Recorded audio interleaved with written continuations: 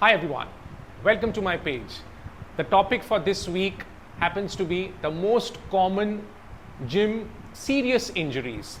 Now when I use the word serious, I'm ranging from a muscle tear to actually an extent where the person dies. So this is the range which I'm actually talking about, and I have randomly picked up 3 exercises.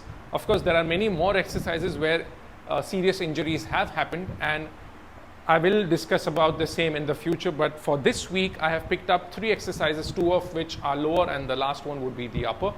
And today's exercise happens to be the squat.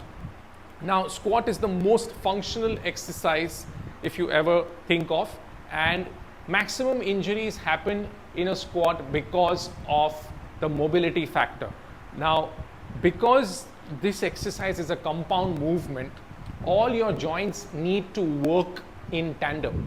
What I mean here is that your core needs to be activated, your spine needs to be neutral, your hip needs to fire properly, your knees need to travel properly, your ankle needs to move properly. If any of these links in the chain is not working properly, it is going to have a cascading effect on all the other joints. Sometimes it can lead to situations where a nerve is being compressed in a wrong manner or so, and it can actually lead to oxygen not going to your brain and eventually leading to death, etc., etc. So what can be the solution? Of course, other thing is that people lift extremely heavy weights in this particular exercise, or many times I have seen that people don't use the safety bars. They think that because they want to do that particular ass to the grass squat, they want to go all the way down, but they don't realize the lower you go, the more your vertebral column, the more your lumbar region is challenged, which can actually affect the other remaining parts, either of the upper body or the lower. So please try and weigh the benefits to the risk. If the risk is too much, it doesn't make sense to try those difficult situations. You can always do a squat which is where the thighs are parallel to the floor, or go a little lower, as long as the safety is taken care of. Of course, there is a lot of ego lifting when it comes to squats.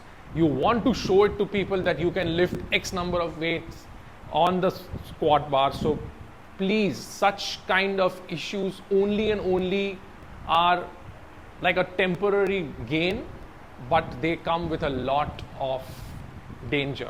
So think about these things before actually getting into that. Try and focus on your form and technique. The solutions are very simple, but people don't understand. Focus on your form and technique. Try and keep your spine neutral. Let your hip, knee, ankles travel properly in the sagittal plane. This is a sagittal plane movement, so see to it that your individual joints are moving properly before exposing them to a compound movement.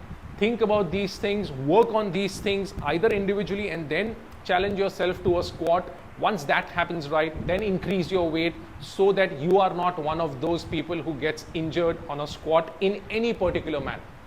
My next video will be covering a different exercise, so please look forward to that, and until next time, see you soon.